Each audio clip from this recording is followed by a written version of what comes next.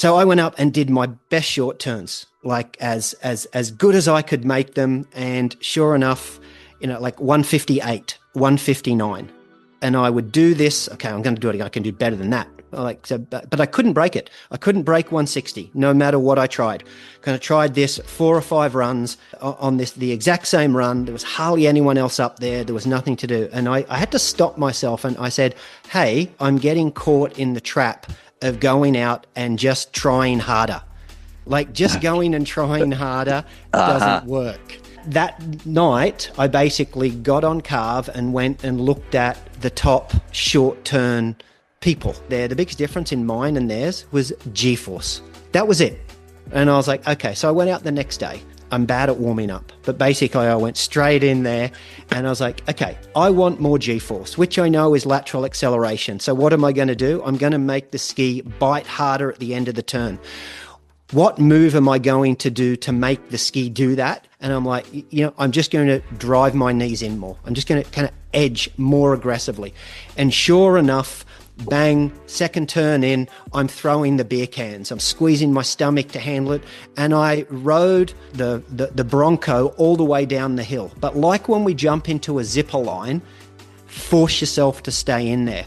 So I felt ugly, and thank goodness no one saw me because I'm sure it looked ugly, but I pulled up 164 because I had the earpieces in. And I was like, that's interesting. And as I thought, I processed that more, and I was like, that's awesome. CARV is just looking at the really important bit, and that's the performance at the ski to snow interface.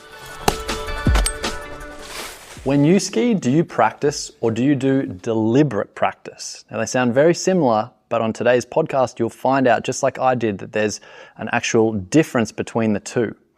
Today's guest is Mark Sedgwick. He is one of the founders of the PSIC, the Canadian Ski Instructors Association that's new over the last few years. And he's also, at the end of this season, the current 180 ski IQ leader on the CARV ski IQ leaderboard for short turns. But not only that, he's right up there pretty much in the top 10, top 5 even, for pretty much all turn types. So he is a master at everything. And today we're going to find out exactly how he worked on his skiing, how he cracked CARV, how he looked at the metrics and points out the mistakes most people are making for every turn type, and how you can change that if you really want to, number one, improve your skiing, and then number two, get your points, ski IQ higher up on that CARV leaderboard. It was a really fascinating episode. It goes for a long time because it was so interesting. So stick around. There's tons of takeaways in this one. We're making sure that there's a lot of value given. I'm excited. I've got the ski season in Australia coming up. I'm going to be working on improving some things that Mark has suggested. That's enough from me. Let's get into the latest episode of the Big Picture Skiing podcast. I'm Tom Gelly, and you're hearing from Mark Sedgwick. Hey, Mark, I've been wanting to speak to you after this season because you've had a great winter with CARV. Like I'm sitting back here looking at my phone and the community leaderboard, and there's this friend of mine, Mark Sedgwick. At certain points of the season, you were number one for the highest ski IQ in carving. You ended up number one with 180 ski IQ in short turns, so the highest that's been scored this winter. So I wanted to sit down with you and go, how did you do all this? Because I haven't really spent as much time diving deep into CARV. Today, I really want to dig into this, and you're going to give away, or maybe, you're going to help us figure out how to work on all the different turn types and maximize, get higher ski IQ points. So we'll hear from you around that later. But to help people understand who you are, Can you answer that question? Who are you? Why are you like number one in short turns with CARV ski IQ?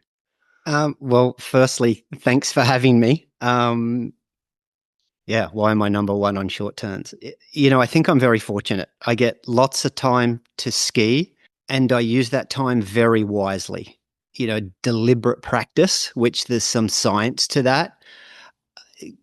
The tool or the instrument panel which CARV provides facilitates a feedback loop, and it shortens the feedback loop. It gives me that, what do I need to correct? I can go and try something. Did it correct it? So that continuous improvement, just over and over and over. So kind of who am I? Yeah, I don't do a lot of these, so I don't really even have social, so people don't know who I am. When did you So, start skiing? yeah, I started skiing as a kid, a young kid in Australia. My aunties took me down to the snow at Perisher when I was about 10, and that was it. I loved it from that moment. And it basically, here I am, mid 50s, and I've never left the ski industry. I didn't always ski. I was a skier, then I went into the business side, running ski resorts, and then I've come back to skiing. So that's a very short answer, but Okay, that well, was kind of my so path. did you start out, so your aunties took you skiing? Because I think there's an important message in here that's good for the everyday skier. You know, you're an Australian, you didn't grow up at a ski resort. You started skiing at 10, not 3 years old. You're Hmm. still you're scoring in terms of the metrics on CARV higher than people that have, competed at a high level. So I want to dig a bit into that. So when did you start spending more time on snow? Was it becoming an instructor? Yeah, as soon as I could drive myself, at 16, I think I had my own car right away. I would drive down. So I was doing a traineeship, mechanical engineering traineeship at BHP, and I started that quite young. So I had some money, enough to buy a car, and basically all university school holidays I would kind of go down to the snow, and I would drive down there Friday night, ski Saturday, Sunday, and drive back Sunday night. And I was in Wollongong, just north of Wollongong, so it was about 5 hours. So yeah, so that was my passion coming through. Okay. And then of course I spent all of even the holidays in Europe or in Canada doing different things, and I went through my instructor certifications very young. APSI kind of level 4, or there was only 3 levels back then, of Yep. course. CSIA kind of level 4. Went through the Austrian system because I used to go between Australia and Europe for 4 years. I raced with the local race club there, SV Sheffield. And I did get to a fairly high level, for a ski instructor, kind of interski team and all of the like. So yeah, I skied a lot and had a lot of good coaching, and I had a lot of opportunity. So I was pretty Okay. lucky. Are there any noteworthy mentions there, influences, maybe, one from each country or something that really had an impact, you think, even to this day, on your skiing? Yeah, totally. It was all Austrian. So back in my day, the most of the Aussie ski schools were run by Austrians, and I worked with Roland Werner and Christian Klautzner and a bunch of Manfred, and all the best skiers were Austrian back in those days. So I would watch them and imitate them, and then in the longer northern hemisphere, I would be in Sheffield in Austria, working my way through the Austrian system. So I looked like an Austrian skier. I was an Austrian skier, you wouldn't tell. And even at the end of kind of the winter in Sheffield, I would go to Stubai, the town was Neustift, to extend the season before I came back to Australia to get a longer season. So it was, and I know it's changed. It was all Austrian influence back then. Okay. Because, I mean, I see a theme in you, knowing you a bit, of really liking figuring things out, problem solving. So I know sometimes some people have trouble switching between systems associations because of the language differences, what they interpret this other person is trying to get them to achieve. Do you think you had the way you think about things, that didn't seem to be a problem, because you went bam, tried that system, passed the top level, tried that system? And any insights around? Do you get my question there? Because I think some people struggle with the problem I'm trying to help people with is people struggle with maybe not seeing things broadly enough to figure out, oh, it's the same. This is the slight difference. Yeah, I'm not sure I have a hugely satisfying answer, but if I had a superpower in there, if you're observing that, it was actually just my love and passion for the sport. I would think about it 24/7, no matter where I was. You're doing trail running and you're running down the trail, and, I was skiing the bumps or all of that. So my mind was continually processing. So there was visualization going on there as well. Now listen, it wasn't like trained visualization where you had a sports psychiatrist and you're Yeah. working on this, which we now know actually works, right? You can, if you're good enough at it, the brain doesn't really even know the difference. But so I stumbled upon that just because of Obsession. my obsession. Exactly. Yeah. Yeah. That's funny because it makes me think of, I can remember maybe my third season in Canada in Silver Star. The day'd be over and I'd be in my little room that I'd rent.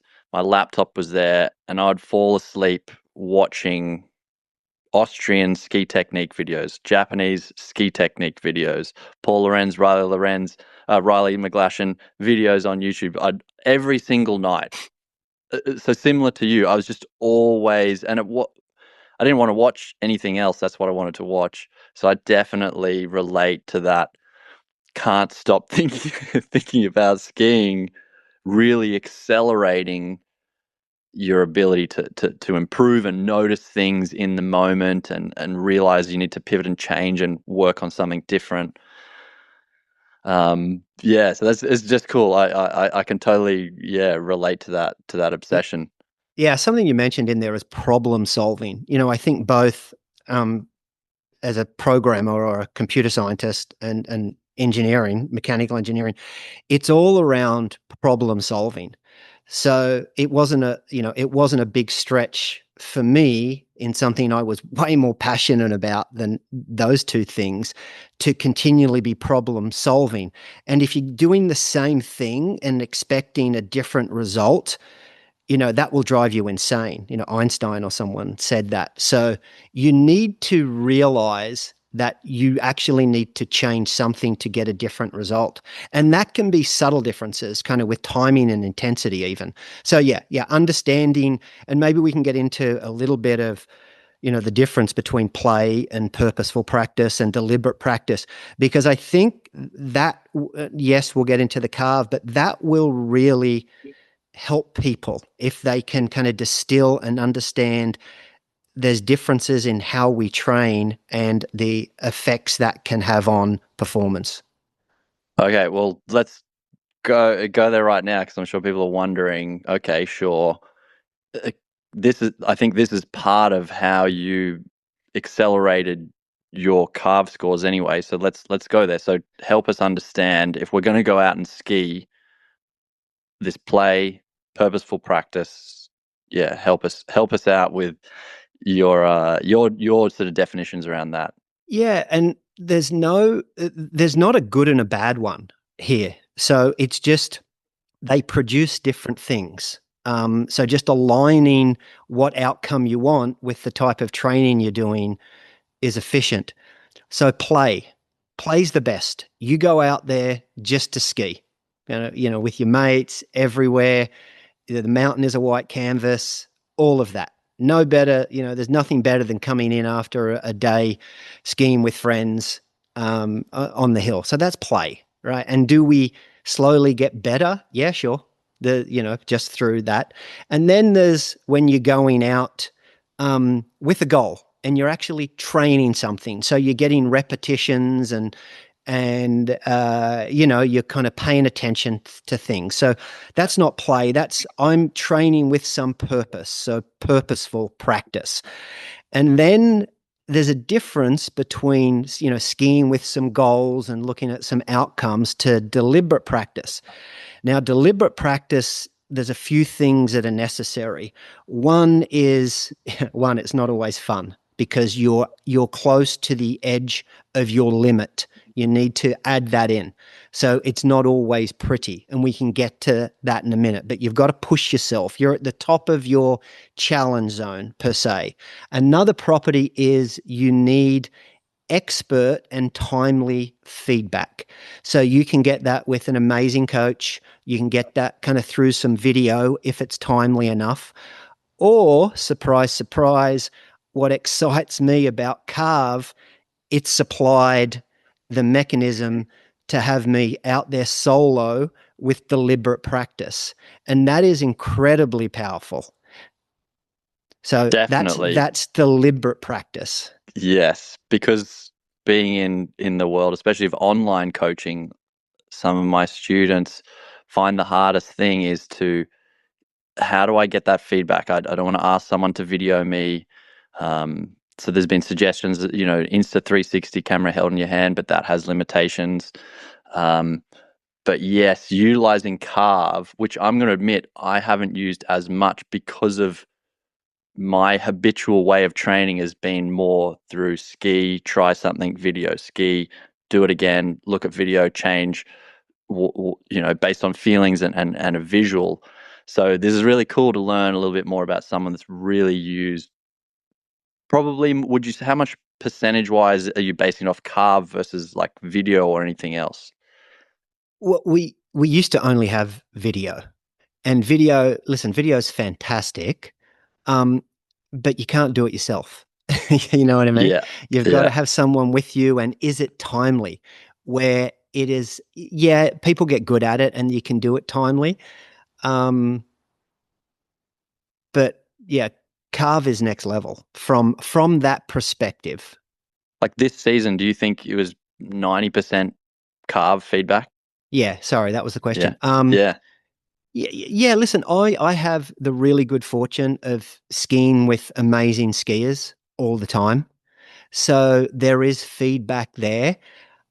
But and no offense to these amazing skiers that have certainly helped me. Um, Carve tells you the truth, as in what the G-force is. How much edge similarity do I have? What is my edge angle? Hmm. How much lateral force is pushing on my ski? What is my turn shape? So, there's certainly things an expert eye can tell you about your skiing, and there's something amazing about following great skiers. And that's one of my favorite things to listen. I actually love following all skiers, not just amazing skiers. And mirror neuron, I copy them often to figure out kind of what they're doing, if their timing's out or how the ski's reacting and things like that. But selfishly, it's really good to follow amazing skiers. We just finished, my last time on skis was about 3 weeks ago. We had a PSIC tech festival here, and we had some amazing skiers from all around the world come. Some of them you've already mentioned on this pod on as we were chatting earlier. And I had the opportunity to follow them, and just the timing and when they get the snow to push on them and that force. It's really helpful. But all that to come back to answering your question cleanly and with clarity, because listen, this is only an N of one, but the one is you and the one is me. And I know what I tried, my purpose. I know what movement pattern and timing and intensity I did. I have the instrument panel to give me a view into what actually happened, and then that feedback mechanism, I can change it again. It's really hard to beat that. So Yeah. 90% of my improvement this year, that's a good number, was directly through CARV, even though I am skiing with the top skiers or the top trainers in Canada and some of them around the world recently. Yes. Now, Okay. Very there's a bit more interesting. fun sometimes in skiing with folks like that, but you were asking specifically on my improvement, and the clean Yes. answer is 90% was through utilizing CARV as an instrument panel and a tool through deliberate practice. Yes. And that morning, in your mind, you said, I'm going out to work on this, and you stayed focused on that goal. That's kind of, would you summarize that in deliberate practice, like as Yeah, a so controlling principle? the environment. So, I'm at Whistler, so I'm based in Whistler. So fortunately normally we have great snow and we have two big mountains. But the best groomers are in the morning. So that is a predictable surface layer on predictable pitches. and repeatability comes from controlling the environment as well on that deliberate practice side. So absolutely, I'm out there first thing, training in that environment. So I'm controlling those variables as well. So, Russ Wood, who and who's one of our senior trainers and actually is incredible skier and trainer and etc. Extremely adept with CARV as well, and spearheads and puts together a lot of kind of the PSIC CARV programs. He's a bit jealous, and he says you can use it like a laboratory because I'm not out there, having to teach kind of the public or work every day. I do get to train most mornings. Now it's only in the mornings. That's a really important. That's a luxury. Yes, like a lot of the time, like me living in Australia, traveling to places, it's often for a camp or to film some content, and so my time to really get that is sort of spread out in between. Oh, great! I know my students are on the right path. I can work on my own skiing for a little bit, and then I've got to switch back over and check they're going okay. So I guess my point here is if you really are trying to improve your own skiing, you do have to cut out that time just for you. Just like as you said, with the right environment, set that up right. But it definitely helps having focused your own time. Is that what you're saying? 100%. If you, go to your best AI bot or whatever model and type in, deliberate practice and what defines deliberate practice, and it'll set out a bunch of criteria. And you're like, oh, that's pretty serious training. You know what I mean? Okay. It's what, the World Cup skiers are doing, or the top athletes in any sport. A very specifically and precisely using deliberate practice to improve them as much as possible. Yes. So at the end of this season, after coaching this group of skiers I coach, I take on about 40 people throughout the winter, like really intense sort of focused training, give them topics, things to work on, they send videos back. One of the main things that frustrated me as a coach, or I noticed as something they needed, was constant reminder of, hey, I didn't say to go work on that thing that you've reported back you've worked on. I said, go and work on this one skill or drill until you can see, like edge rolls, for example, on a green run, until you can see 2 clean lines. Don't stop practicing that. And they would even get the video, send it in. It's like, are there 2 clean lines? No, they're not. Okay, go back out and do it. So what I developed now, I've been playing around with it, with the age of AI, is on my app. There's actually at the bottom here an improve skiing button. And so on there, you can actually look at, you click, first of all, are your skis sharp? So I start out with that, and then you can actually choose, I'm not sure, or no, they're not. And if you choose that, it'll give you only a certain number of things you can work on that don't require sharp ski edges. So if you didn't have but right, it goes through this, and then it basically narrows down what's your focus, and then you click through and you have to type it in, and then it goes, right, go and work on it, and then you click the next thing, and it goes, can you do it 75% of the time now? No. And it goes, go back and do more. So it's just this reminder, instead of me having to at the end of the day do it, I wanted something that kind of stopped people being so distracted and just actually did this deliberate practice until, they got a change or felt some differences. So I can give you, a story for me at the start of this year that I think kind of captures it, better than maybe me trying to unpack it, the esoteric academic side of it. And it's, so I've been on CARV for about 2 years, and I got pretty serious with it. And by pretty serious, I mean really understanding the tool and using it last year. So it kind of came out of the blocks running this year, and CARV introduced all the different turn types this year. So, last year they only had, or last season, Northern Hemisphere, they only had CARV turns. And now they've got kind of the short turns and the bumps and parallel as well in there. And I think there's even snow plow, but you don't often go out and train snow plow. So here we are, start of the season on Blackcomb. short turns. I love short turns. We all love short turns, right? Short turns are the gateway to the entire mountain skiing. They allow us to ski steeps. They allow us to ski bumps. So super important. Agree. The most versatile turn in skiing. And, a drifted short turn or a steered or whatever, right, is the most versatile turn in skiing. But anyway, let's kind of get more onto the point. So I went up and did my best short turns, like as good as I could make them. And sure enough, like 158, 159. And I would do this. Okay, I'm going to do it again. I can do better than that. But I couldn't break it. I couldn't break 160, no matter what I tried. Kind of tried this 4 or 5 runs on the exact same run. There was hardly anyone else up there. There was nothing to do, and I had to stop myself. And I said, "Hey, I'm getting caught in the trap of going out and just trying harder. Like just going and trying harder doesn't work." So I was like, that night, I basically got on CARV and went and looked at the top short turn people that were on there. And the biggest difference in their metrics, because it's not really about ski IQ, it's the metrics that drive the ski IQ, and it's the metrics that drive improvement. So spend your time there and the ski IQ will follow. There's a tidbit in the story. So basically, the biggest factor there, the biggest difference in mine and theirs was G-force. That was it. And I was like, okay. So I went out the next day.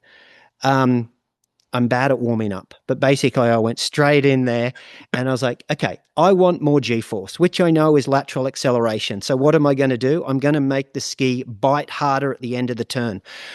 What move am I going to do to make the ski do that? And I'm like, I'm just going to drive my knees in more. I'm just going to kind of edge more aggressively. And sure enough, bang, second turn in, I'm throwing the beer cans. I'm squeezing my stomach to handle it.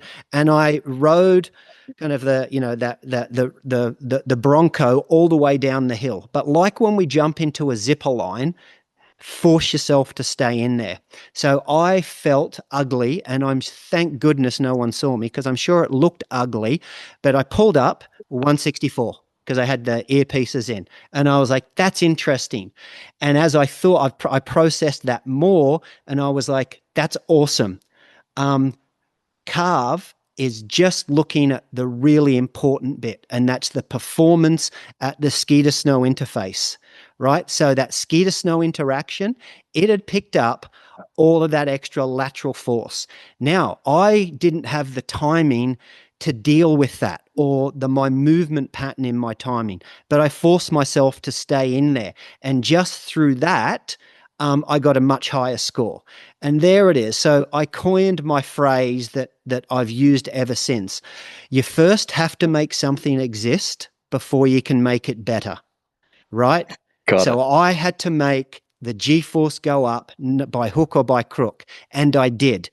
But I didn't look very good. But then I tidied that up. I got, when I'm kind of absorbing a little bit of that pressure, my timing moving into the new turn, a little bit more proximal stiffness. So, holding my core stiffer, a little bit stronger pole plant. And then all of a sudden you get into where you can make low 160s consistently without getting thrown around. So what do you do next? You do the same thing. You make yourself get ugly again. Yep. And sure enough, over and over and over those stepping stones, you end up all the way through. And in my case, kind of right through to 180. And yes, it wasn't just about G-force, but I will give you one thing. In short turns, G-force and edge similarity are the two biggest things you can do, bar none. That will drive. If you're out there wondering what is the biggest effect I can have on my short turns ski IQ, it is drive the metrics of G-force and edge similarity. And if I was to sprinkle some other things in there, almost throw out everything else other than weight release, edge angle, early edge, and turn shape. So you put them as the next ones underneath the what did you say, G-force, edge similarity. Yeah, you two. Yeah. So you need to continually drive more and more lateral acceleration, G-force. Yep. but you can't let or dilute edge sim. There's one thing I do think we can, if I was to give CARV a recommendation, even though it might bite my own scores, is I think we can relax edge sim to the degree that they have it. But anyway, let's back to you. We could come back to that. Okay.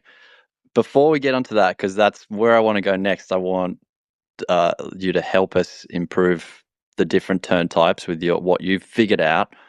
I want to go back to, wouldn't you say most people, when you give them this, hey, ramp up G-force and try just pressing harder and roll your knees harder, and they end up on the bucking bronco, throw arms everywhere, out of control, and maybe even they're in a group environment too with other people that they look up to.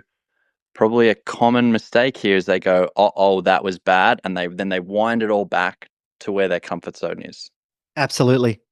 Absolutely, that happens. So like now you got to remember Mark's story. If you do that, now you don't do the exist thing and then refine it. You're just going to live in this world with a ceiling, like where you were like 159. You just try harder, kind of, but within your zone of skill, sort of like, ceiling of the skill.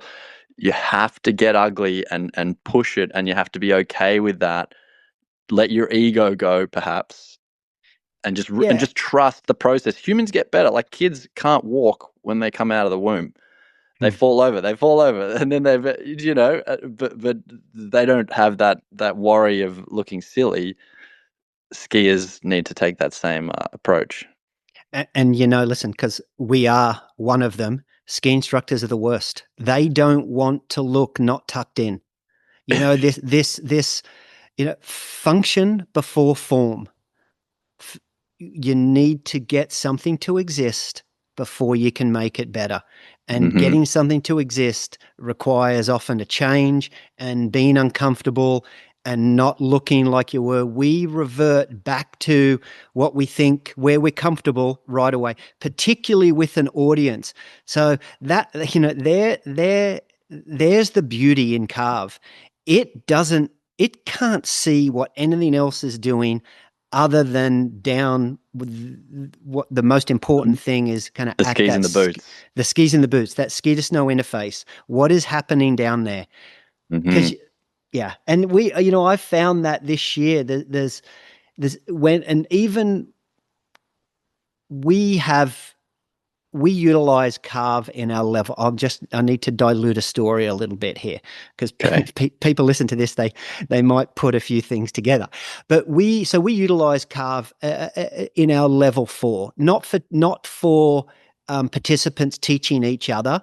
I just got to jump in here for context because I didn't really introduce this. Mark is one of the people involved in the Professional Ski Instructors of Canada, which is an association that certifies ski instructors to go out and teach. Anyway, so there are levels 1, 2, 3, 4, 4 being the highest one. And so what Mark is talking about is they're now beginning to use CARV metrics and scores, I believe, with that process of examining, assessing people. Is that where you're going with this? Yeah, so we use CARV in a number of ways within our organization. One of those ways is we have put it into our level 4 program, and 2 out of 7 of the skiing objectives, learning objectives, evaluated objectives, are purely so carve turns and short turns. We do use the ski IQ. So through that process, so I'm talking about instructors and great trainers, and we've all been conditioned to a certain degree to have this picture in our head of form, and where I'm saying I'm flipping that, function precedes form or function leads form. We have some individuals that have really grasped driving their metrics, which in turn drives their ski IQ, but didn't quite have the look potential some of our trainers are expecting, and they would be a little harsh on it. So, really opening ourselves up to utilizing the tool kind of properly and with its power. There's a bit of cultural resistance there.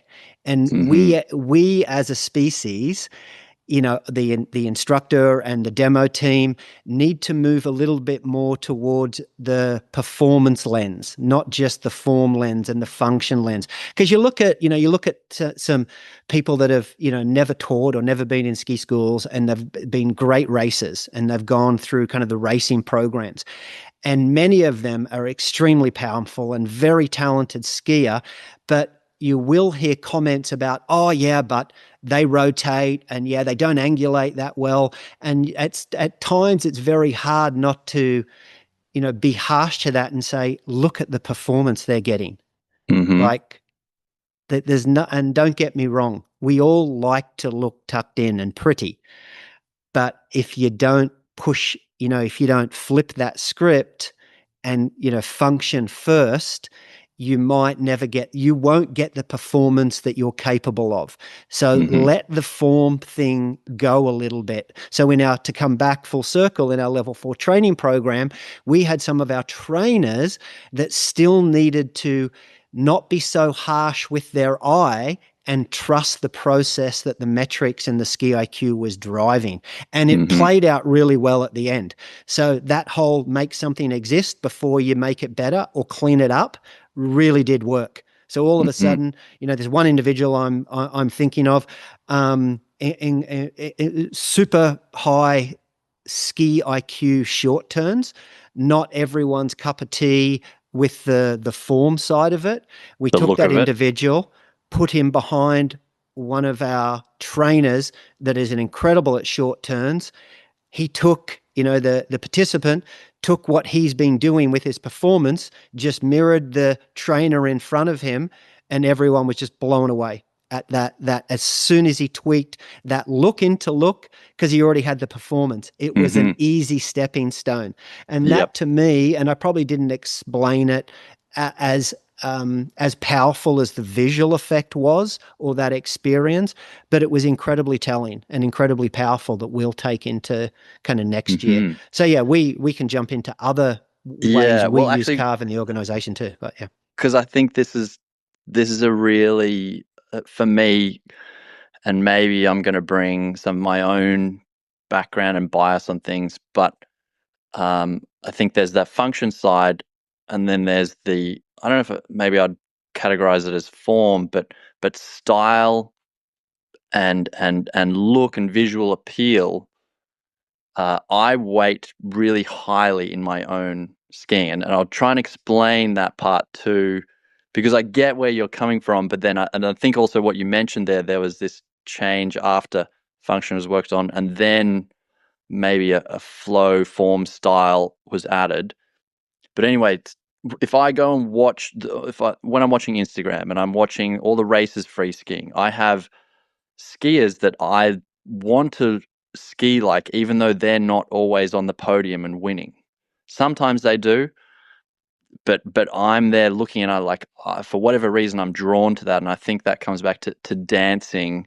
Like dancing, for example, you can get someone who's very attractive doing a slow sort of style of dance versus a fast, all these different ones, and is not just what their feet are doing or even just their hips. It's everything, like their head, their hands, posture. And I think evolutionary speaking, like we've always had that in human culture, like dance and expression of through the body.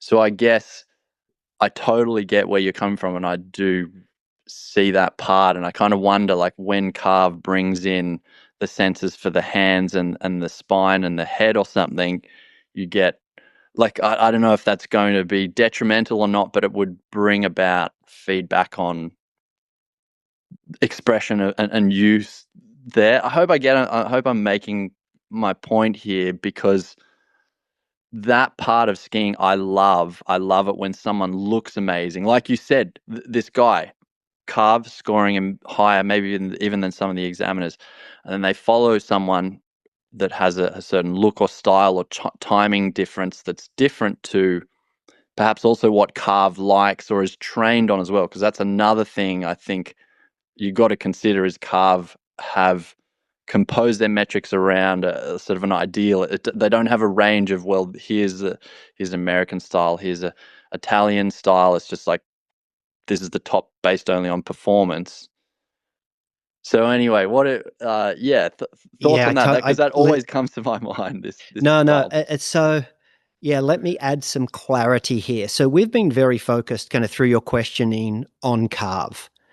But CARV is just a single lens, and the lens is a performance lens. So the style, and I think that's a great word, and expression, it doesn't invalidate them. It's, the right tool for the right job. So if you're going after, on a predictable snow surface, performance short turns and carve turns, there's some clear metrics in there that we can agree drive performance. Now, how you get into the art of skiing and how people look and their style, I think is just as valid, but it's a different thing. Yeah. And it can be appreciated, as much or more. And I do think that having, only thinking about it one way or the other, you're missing out, because CARV is not a skiing panacea. It's just an instrument panel into some forces and what the ski is actually doing on the snow. The rest of it, the expression side, is up to us. Listen, and let's be clear on this. You can't go after your PB, your personal best scores on CARV every day. You're delusional. You need the right snow, the right light. You need to be in the right space, the right slope preparation to get it, because the integrity of the surface is material in how that plays out, because cars are very sensitive to forces and noise at the ski, which is a great thing.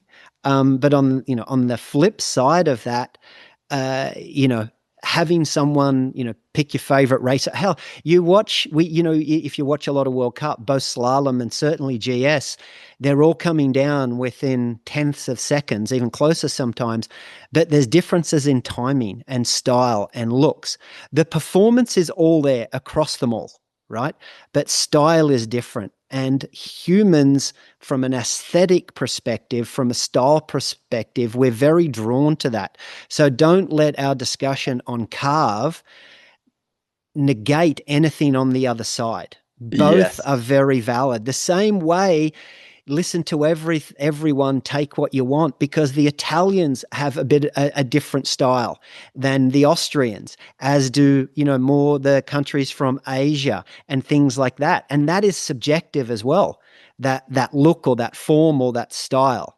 So that's some of the clarity that I love about CARV. It's consistent, it's objective all the time, it's repeatable. Where these other things, it's more open. Yes. Yeah. And I think that comes back to, the two things I was thinking of.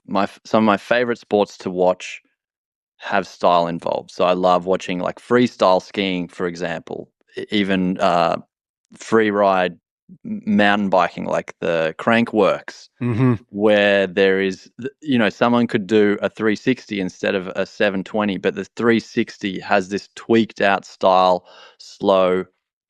Maybe, it hasn't got the more is better type aspect to it. It's got this visual appeal that, like, the crowd might get up and go crazy for. So I think you're absolutely right. There's like where you want to take your skiing, and CARV is a tool that can help push you and constrain you down this road and not get distracted by the visual look of things. You can always come back, as you mentioned, put that cherry on top, add that other part to it. So there's that part, and then the other thing too is like where CARV is measuring your skiing from. You always have to remember it's just, it can't see anything more than what your boots are doing attached to your skis. It can't even really tell like so much what your skis are doing, because your boots can kind of move almost a bit independent to some degree. There's some From the skis, compliance in there yes, through like the fore and system for aft. sure. yes, vibrations is going to be felt differently.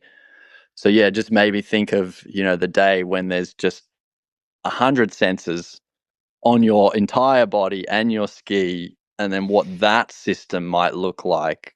Yeah, yeah, and that's interesting. I don't have an opinion on that yet. I haven't thought through it. I almost, instinctively like I want CARV to stay in the lane of it's a performance tool only, because Mm-hmm. you get down, that is objective. And then you get kind of like we touched on before, who's to say you train the models on an Italian style or a certain style? That's not necessarily better than another style. It's just different. Whereas if you stick to the performance lane, it's very defensible.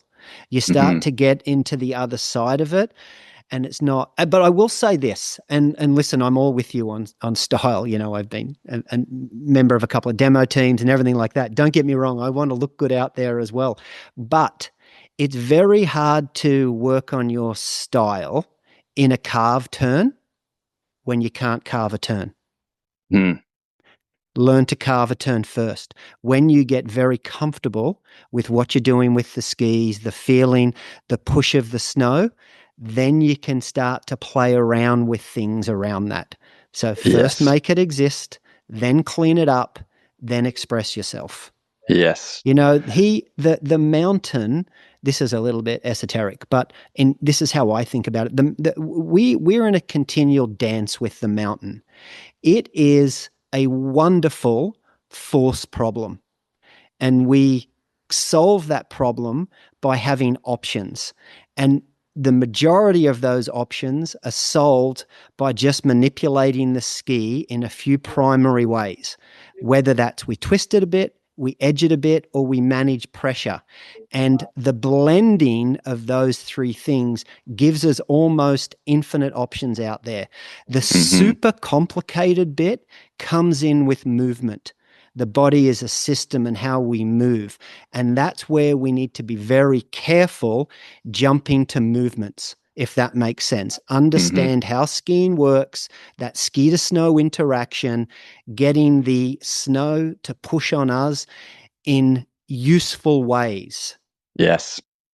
So so then my wish for carve, and staying within the performance lane, is I wish you could just tweak, say, within carving, they broke that down into 4 different carving types. So for example, this would be, if I relate to the racing world, this would be me as the coach setting a GS course that is very direct and straight, and seeing and spending 2 weeks skiing that until you get very good at being able to do it, and then compressing the gates vertically and stretching them horizontally, and then forcing people to ski that, and who can ski that fastest, because it's going to take a different set of skills. Like at the moment, the carving score is only based on, at the moment, a particular basically race course setup only, not a varied one. And I think we all know that you have to train that varied one, because if you do get out in a real mountain, the slope changes, the snow changes, maybe the direction where you need to go, more left, more right, changes. And if you have an inbuilt pattern of just one style, then you're going to be stuck there. So I hope it would change, like the Italian long turn, just to put a name on it, the Canadian long turn, the Aussie one, the Japanese one, and you could go and what would be cool with carve is it's like, if you're doing the Japanese one, these are the constraints and your metrics need to change to here. And that would be so cool, because then it would force you to not just work on one style of metric. It would then push you into working on another one. Yeah, yeah. And I'm smiling, obviously this is a podcast, but I'm smiling. And the reason I'm smiling is humans are awesome, right? Here we are. Basically, yes, carve's been around for a while, but really they only carved 2 for the last kind of few years. They started with 1 turn type only, and we were stoked because it exposed something in skiing that we'd never had before. Then last year, or just this year, this season, they came out with kind of the 5 turn types, or let's just say 4. They don't even have steeps in there yet, and all of a sudden you want all of these other things, and I'm with you. So all I can say is, you know, give them time. You know what I mean? Like they're Yes. already, they're doing such a great job. But I agree. I would love to see, first of all, living at Whistler, and we have, as part of the kind of PSIC, we have a whole big mountain pathway. So it's teaching professionals to teach and keep people safe in the off-piste. So, the Whistler Freeride Club, arguably the most successful freeride club on the planet, like 160, 70 kids are in there, numerous world champions, kind of Marcus from last year, Freeride World Tour, came through that club. There's always Whistler Freeride, kids Right at the top. gone in, right at the top. So that, it's a big thing, the off-piste and the steeps at Whistler. And I understand it's a little bit different from Europe because it's all controlled here. Whereas in Europe, you get your yellow runs and it's not always controlled. So there's a bit more consequence to it. But just that, having a turn type that realizes you're in super steep terrain and that side of things. So let's come back to the carving bit. It would be great to have some analog. So we do some different types of carving in analog, like copy my signature. Go out there with, 3 or 4 of our best trainers, look at the signature that develops, so how it drives these metrics. We've got AI models to get rid of the noise and bring it in. And you can pick, you can pick your baseline CARV turn, all these other types. And it might even be the Italian organization or the Canadian PSIC organization or the APSI or the BASI or whatever in there, right? And you could do that. But I will say this, let's come back to, the center line on carving. And I'm very confident with the metrics that I'm going to throw out here because I've been all over them, kind of training these and running it through models and recording it and part of my journey. So carving, the biggest driver you can have on your car, the biggest metric you can propel to give you a higher ski IQ is G-force again. And it's an easy way when you go and compare the top of the leaderboard people to where your scores are and see the biggest delta because you can actually see their run. So G-force is kind of worth twice as much as anything else. And then there's 4 or 5 different things that are all around the same. But don't worry about doing anything other than focus on G-force, which is purely performance. And we can break down what the ski needs to do to create a bunch of G-force. And it's everyone, when you watch the higher G-force turns that really understand skiing, will realize that's a powerful turn. If you can do that over and over and over, right? When one turn blends into the other. Turn shape and turn closure. So it rewards pitch. So if you can get a bunch of G-force on pitch, because if it's not very steep, you can't close your turn off or you'll lose all your momentum. So both turn shape and turn closure are a little bit driven from pitch, which is fair. It's harder to carve or pure carve, depending on where you're from, on a steeper pitch than it is. Absolutely. You can take almost, bear with me for the broad analogy, anyone can carve on pretty flat terrain. You ramp that up to about 25 degrees, big difference. You go down to about a quarter of those people. You ramp that up to over 30 degrees, you go down to a handful of people. You know what I mean? That's very few. And we have a run exactly like that at Whistler, the saddle, right? We take people training all the time and carve, and there's only a handful of people that can really carve a turn top to bottom on the saddle. It takes a lot of commitment. There's a lot of G-force. So carving metrics, G-force is your number one. Turn shape and turn closure, pitch, drive that. Edge angle and early edging. So you need a lot of edge angle. And of course, all of these metrics work together. It's very hard to get G-force, turn shape, turn closure without a lot of edge angle. You need to progressively edge the ski. Do you know what I mean? When you progressively edge the ski on a steep pitch, as long as you're carving, you're going to get a lot of lateral acceleration. You're going to put your hip to the snow. Then you've got to do it again. So there's the center line. So if we're looking at carving, They're the only metrics you need to be worried about. Now, Yes. you have to figure out the right movements, timing, and intensity to, so you can keep doing that over and over. Hmm. But they're the ones on the carving side. So we've Yeah. had Okay. carving Well, and short so far. that's what where I would like to go to next is if we can go through the different turn types that you've figured out the kind of importance, like you're telling us here, of which ones make the biggest difference to move the needle. But I guess I just wanted to clarify. I guess I was just playing like the other side of the table, just so people listening and watching understand that we both get that CARV is looking at things through a single lens. And me saying I wish you could tweak it to these maybe different country styles or whatever is just me expressing I know, and you know, that versatility, being able to like if next season you'd probably be so stoked if carving turned into two different styles and you had to then go and figure out what it was. It's like, oh, it's still G-force is high, but maybe rotation rate has to change in the top of the turn versus the bottom. And so you'd love that problem solving part, and you'd probably figure out a whole bunch of new things in your scheme to push the level. So we understand that CARV is like constraining you, but the positive thing is that we're going to get into now is that is a very good thing, because it forces you to push the skill level up within that kind of constraint, just like a drill does, or a race course of a certain like length and pitch and whatever does. That constraint is so important, instead of giving you too much freedom to express everything. So Yeah. I couldn't agree more. And I've got an example. Not only are the turn types, but well, I'll give you an actual example. So one of our learning outcomes on the ski side at our level 4 is more around, a World Cup GS, a stivet.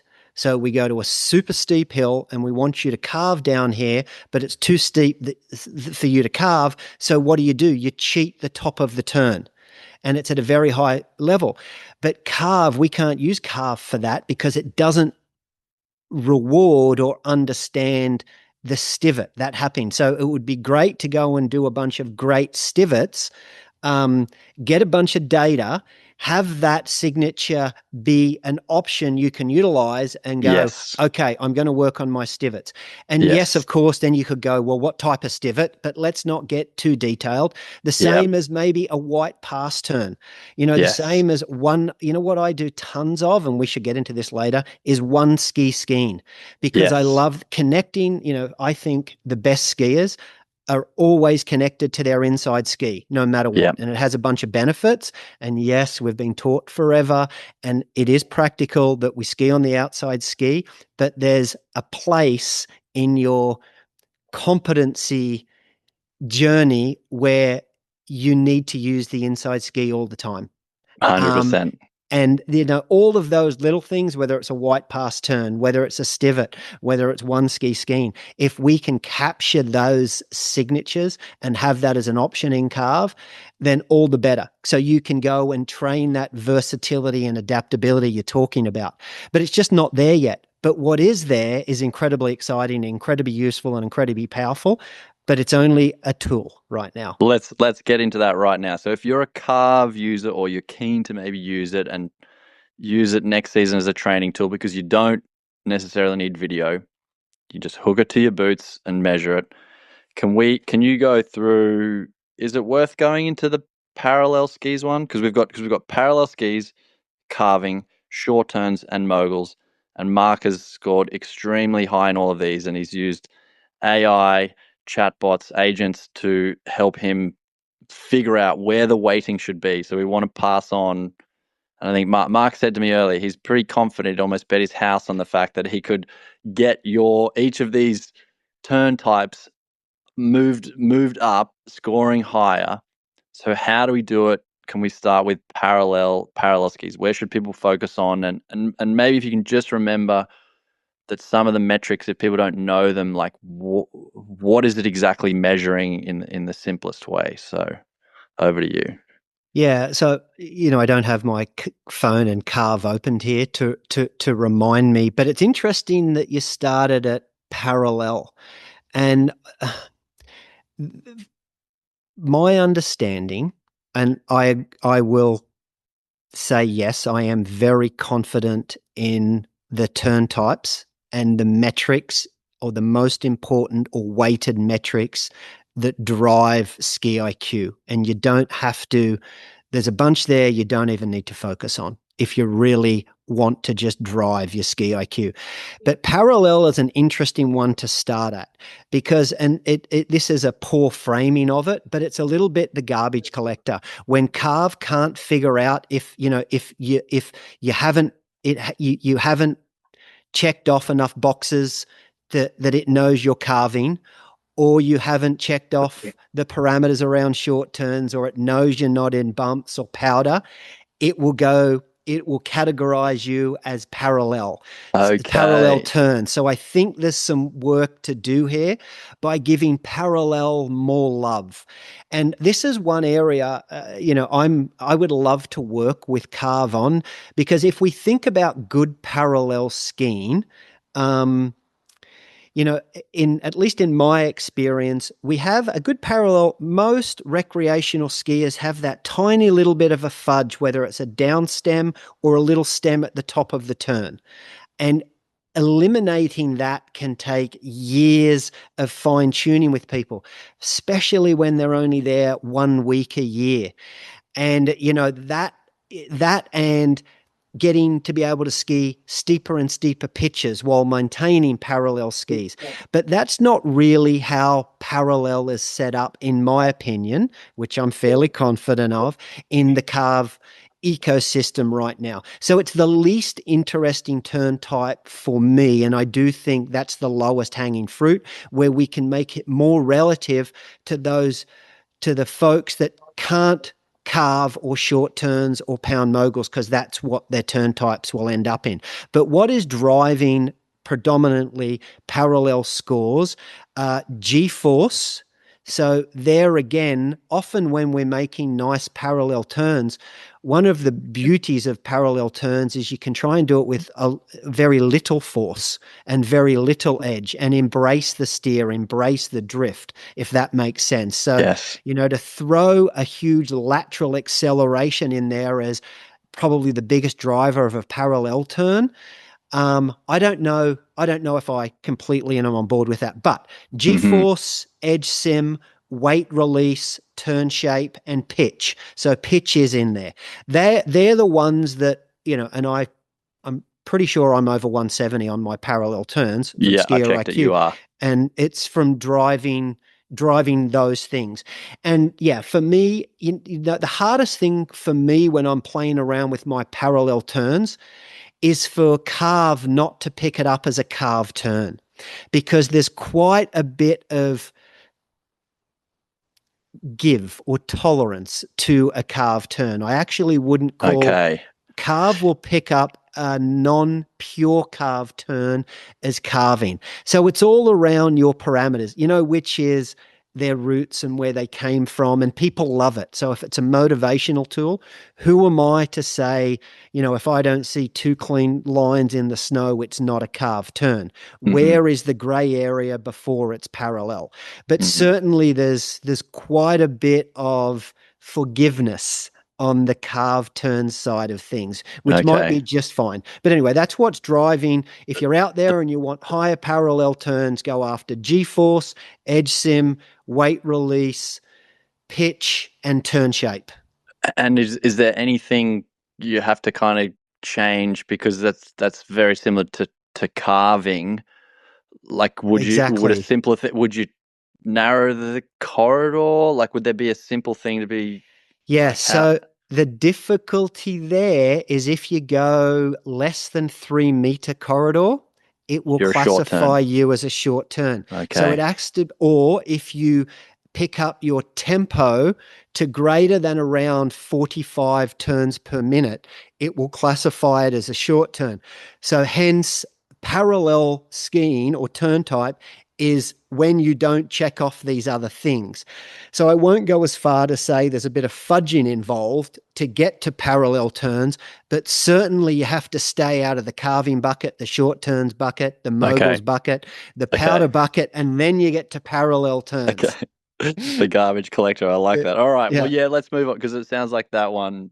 It's my Yeah. least interesting turn, which I Yeah. think we have the most room for improvement, which I would Yeah. love to help with. Yes. Yeah. I would agree because if I also think just before we move on to carving, your tips for getting the best carve ski IQ, the parallel turn, I'll often teach that to someone.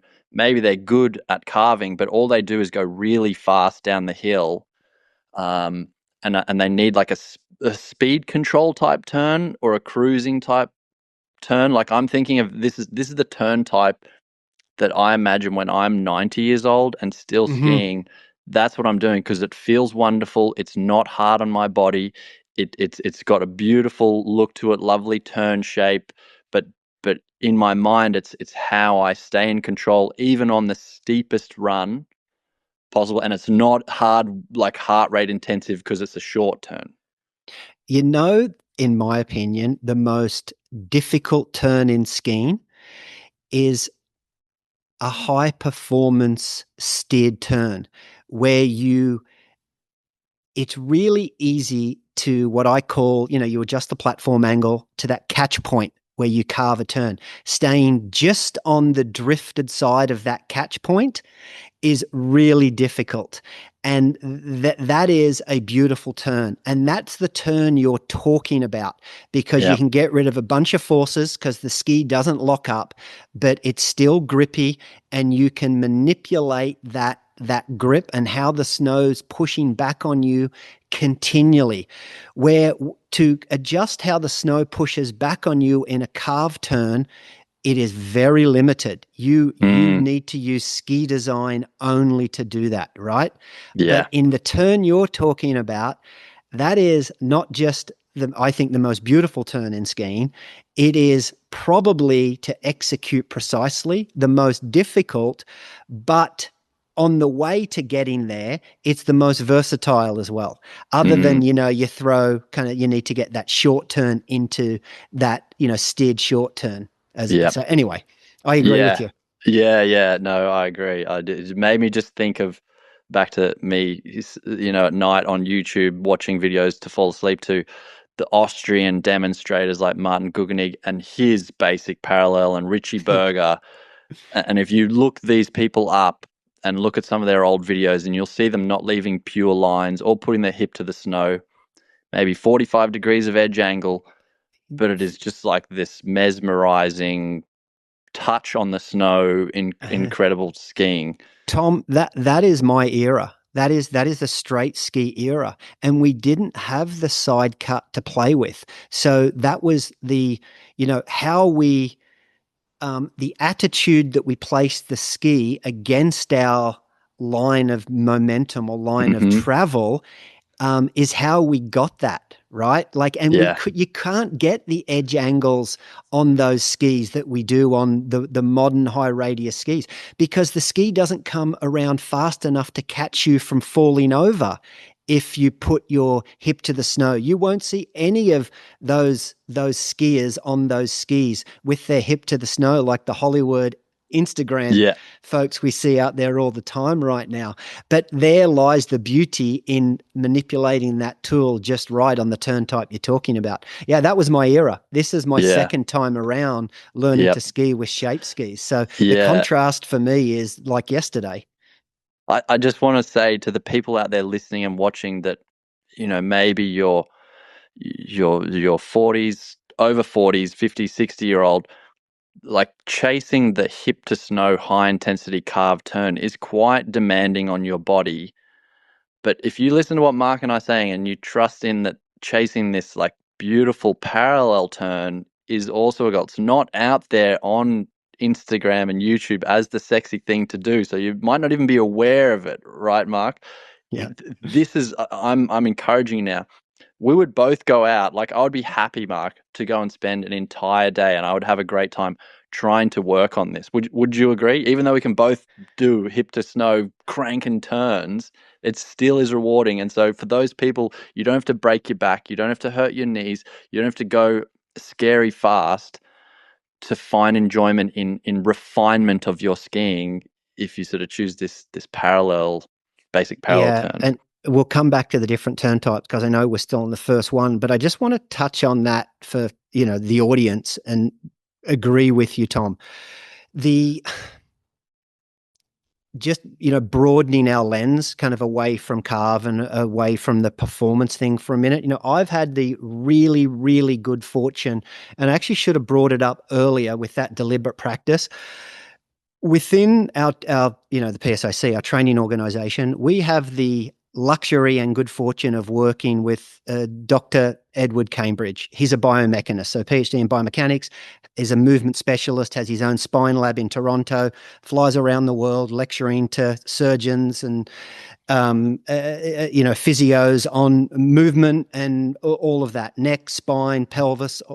You should, now this is going to be quite technical, have him on your podcast to talk through movement and all of the opinions which aren't necessarily first principles around movement in skiing.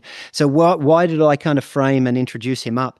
Because, within our technical stack, now this is kind of behind the scenes, he's come up with a bunch of movement principles that help us as trainers and coaches understand how the body moves to create better movement choices at the ski to snow interaction. So get beyond kind of the form-based coaching. And one of them is dynamic balance. Another one is regional independence. Another one is conservation of energy. And the other one is, organized tension or proximal stiffness for distal athleticism. But these are all, technical words. But in there, that conservation of energy is before you train someone to do something, the most powerful or performance-based turn might not be the best choice. And why? Because of all the things you brought up. You might be able to kind of get better, but you'll be done by 10 o'clock. If you're doing your 1 week a year ski holiday and you've traveled to Europe, don't you want to ski the whole day and enjoy a great lunch and ski all afternoon? So how we coach people, how we coach people to move and their posture, you need a broader understanding. And the performance lens needs to be taken into consideration. And I don't mean to get more performance. So I'm meaning sometimes to get less performance. So here's this movement principle is around conservation of energy. And it's been delightful kind of having that resource available to throw your ideas out to and then bring it back. So anyway, there's something for you maybe to follow up on. I think he'd do good. Back to our turn types. Yeah, I will reach out to him because I think that'd be really good. And I just say that because I know a lot of people that are interested in improving maybe need to hear that they don't have to be chasing it because you don't want to be done after 2 hours or be injuring yourself if there's another turn type of way of where you can focus your attention and still get the love of improvement and challenge through a refined parallel style turn. Anyway, so you go ahead. I was just going to say one of the biggest, most impactful takeaways for me as someone that had an opinion and has a mechanics background and skied for a long time and coached for a long time was that we're not a collection of parts. The body works as a system. So sometimes we break things down into one little thing and it mightn't necessarily get us to where we want to go because the body's a system, regional independence. And he can talk through that with you. And it's been very powerful in my own understanding and in my own progression. So there's some really cool things around regional independence. Excellent. Okay. So now let's get into carving because that's probably the one that the most amount of carve users want to know the secret to busting through from 140 to 150, 150 to 160 and, get up there. Because it is a really fun video game like challenge. I'm not going to lie. I'm on board. I want to know it. So help us understand what we got to focus on here. Okay, so this is going to play a little bit opposite to some of our previous conversation with the steered turn and conservation of energy and enjoying the whole day and having a very versatile turn, right? So now we're being versatile and adaptable and jumping into a performance mindset and a performance movement pattern and performance outcomes. So on the metric side, G-force is your gold star.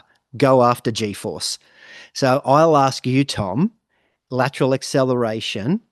How do you think you get a ski to move you sideways, laterally across the hill in a carve turn? I need to edge it, and I need to pressure it, and I need to make sure that I'm maintaining. I'm not losing speed as I'm doing that. The ski's got to be running fast because it's going to be slowing down as it's coming around the corner. So I'm trying to do that, but still let it run really fast. Yeah, and maybe we can even kind of touch on some center line movements around this, but let's talk from the lens of metric and let's talk from the lens of what the ski has to do. So let's not even worry about the person yet. So you bang on. So to get the ski to move laterally in a carved turn, because the tail has to follow the tip. So the forebody of the ski cuts a bit of a trench into the snow, and the rest of the ski, underfoot and the tail, follows around through that trench. So it's a radius. So one of the bits in CARV that we use all the time in our programs is often a bunch of the stuff on that home screen that's around tempo, corridor, and radius. And we're always working with people to check this all the time, not even getting into the metrics. Whatever radius your ski is, and you're doing a carve turn, make sure the radius that CARV's recording is smaller or a tighter radius than your ski. And then people start to understand skiing, because again, maybe I'll make this a bit more interactive, and I'm pretty confident that you'll know the answer. So if I have whatever my 15-meter in-betweeny radius ski, and I move into the turn and pick up a clean edge, how do I make that ski tighten its radius? I need to keep tipping it over. Correct. So we progressively edge the ski. So there's a design characteristic of the ski that allows the ski to bend more, which physically tightens its radius. What's that design characteristic? The elliptical shape. Yeah, yes, the side cut, and it's side cut, right? Because yes. The more you tip a ski over, that side cut allows the ski to bend more.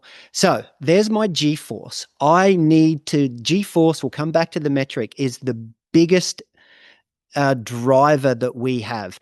And of course, if we look at centripetal acceleration and we want to get to the math, we know it's mass times velocity squared, and your mass won't change, right? Unless someone's throwing hamburgers down your throat as you're skiing around the arc, it's not going to change.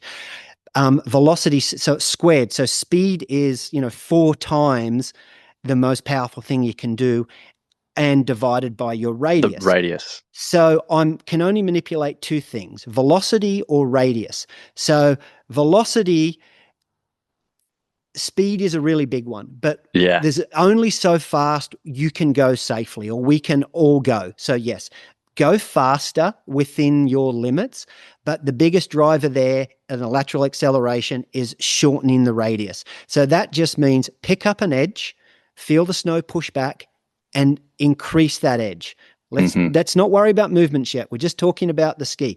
So that there will give us the lateral acceleration, which is the G-force, which is your biggest driver. What else are some pieces there that's related to? Turn shape and turn closure.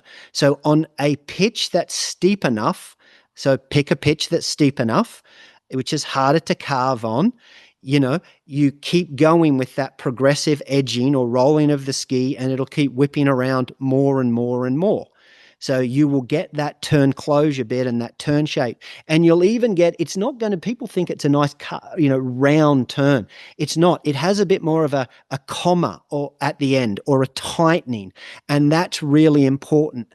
And by that stage, on a steep enough hill, you have 80-degree edge angles. You know what I mean? It's very much. So there's your G-force, and you're all getting just through edge angle, you're getting your turn shape and your turn closure. Early edging is it's hugely important. The difference between great skiers and elite skiers is transitions.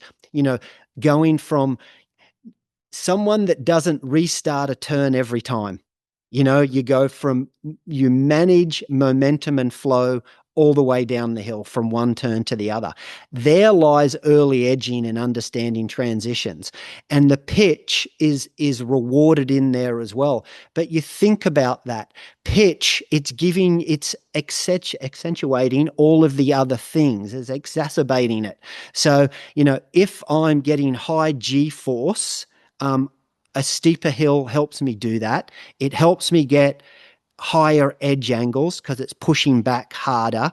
I need to transition fairly quickly, so it's giving me that early edge, etc., etc. So these things are all related and they play together. So if we just go back to the metrics and what the ski's doing, G-force, turn shape, turn closure, edge angle, early edging, and pitch. Right? Yes. And now we can talk about movements, but that will get really complex because it's situational, it's individualized, and what you feel mightn't be what someone else feels, with different anatomy, different equipment, different timing, just the awareness that you might have over them, if that makes sense. So there's carving. Yeah. So maybe some good takeaways there are, I think a big one is the pitch. If you're not playing around or adjusting that would be one first thing. If you're not too bad at carving, you've got to do that, because otherwise you're not going to feed in more of the velocity. You're not going to then need to close the turn off, move the turn closure metric. You're not going to get the fact that CARV knows it's harder on a steeper pitch to score, and so it puts a ceiling on your ski IQ if you are only skiing on 15-degree slopes. Even if you do it perfectly, you have to be pushing that pitch like that. That's a really big one. And then I think I love the other one you said, which is look at the radius on your ski. It's huge. Just straight, yeah. Yep. And it's an easy one. And I don't think you need to necessarily have, like, if you have the approach of like, oh, I'm getting an 18-meter radius, I'm on a 12-meter radius ski, you don't have to then go and look for me or you necessarily to go, how do I fix that? Just go and try some things and see if you can get it to go down, and you'll start figuring out yourself. It's not that hard. Just like try and like tip it over more, tighten the turn, start the next turn earlier. Yeah, and okay, it would. I'd like to give people a tip, and again, this this might cause some debate for people listening to this, but speed is a thing, and when we start going faster, kind of there's more forces at play, and it's harder. I think a cheat code for someone that is in the realm of decent ski IQs on carving, and you're getting onto a pitch, get yourself a slalom ski, 13-meter radius. And here's why. You can get edge angles or the great edge angles at slower speeds, if that makes sense. So you've got a little bit more time to feel everything. The ski catches you quicker, so there's more fidelity in there. You have something to work against. So I'm not saying that you can get higher ski IQs on a slalom ski, because there's great skiers out there that are getting super high ski IQs on not slalom skis. But if you want to improve yourself from a 150 to a 160, and you need to go on steeper hills, and you're just like, I can't carve on these hills, they're too steep, change the tool. Go to a shorter radius ski, a slalom ski that's got pretty good torsional stiffness. It will allow you to move inside, the ski will push back, and you can continue to move down. Okay. And and that increases your edge angle, which checks all the box is for the metrics, which will drive your ski IQ. Yeah. Then Now, I can versatility, come yeah, back and ski on other definitely. skis. But Yeah, definitely. Because I know I've shifted to more skiing across Carver over the last few years, and I've hit a ceiling there. And then uh, Sebastian, Seb Baraboo, and he was in Sun Peaks, and we were on a pitch that wasn't like, it's just the main one there that has a ceiling point because it's not that steep.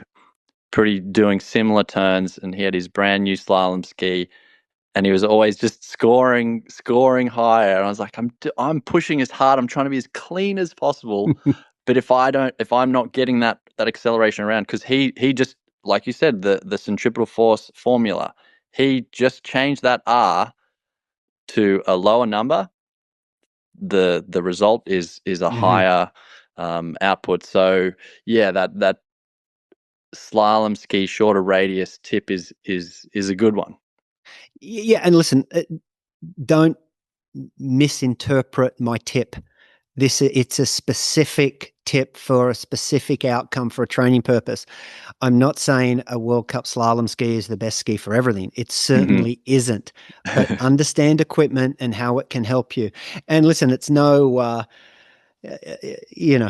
it's no slight on your skiing that Seb was getting great scores. He's a great skier.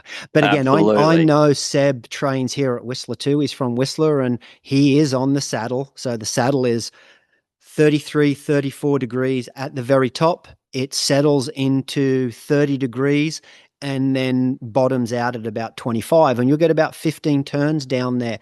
And over the last few years, and, I've been a bit of a driver on this. You see more and more people getting up there early when it's safe to do so, pushing themselves with deliberate practice on the right equipment. It's very hard to carve down a slope that steep with a larger radius ski without throwing a stivet at the top of the turn, which is super fun. But if you want to drive your metrics, which drive your ski IQ, it doesn't reward a stivet. So you've got to be clean at the top of the turn. And on a slope 30 plus degrees, you need to get down before the fall line. Like your hip is pretty much on the snow at the fall line before the fall line, because that's what's tightening your radius enough that it gives you your speed control.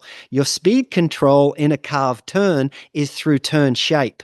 So that shape can't be a big radius or it's just way too fast at that pitch. So there is a little bit of academicness in understanding this and in your training. And it's not just understanding the instrument panel of CARV and what drives the ski IQ. It's understanding your own capabilities, your movement patterns, and most certainly the equipment. And you touched on sharp skis before. If anyone out there is trying to go and, short turns or carve turns on, any sort of firm snow and you don't have sharp edges, go back and tune your skis. Yeah. I remember the CARV guys telling me they were like a few years back, they're like, what, we just need to come up like with some good tips for people. And one of the guys is like, we should, like, every time someone sharpens their skis, their ski IQ goes up. Like, it's the easiest one. Just get a sharp tune, pair of slalom skis, and it'll go up. But then you'll hit a ceiling where it's going to stop there, and you need to actually.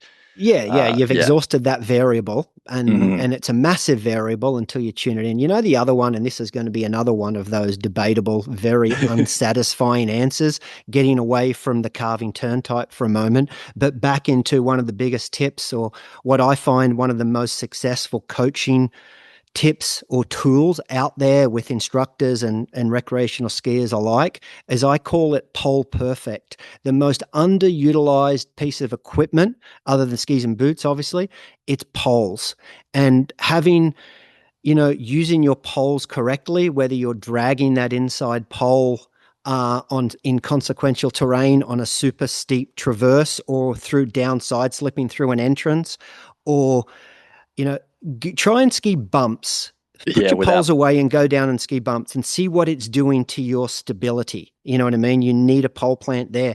And even with carving, having that proprioception and that lever that creates stability in the torso and even the pelvis is incredible. So the pole plant, if we're talking about these low hanging fruit, like sharpening your edges, understand how the pole can work for us with proprioception, with creating a moment arm for stability, with timing, with rhythm, with all of these specifics of steeps, with bumps, with entrances, with high consequential traversing.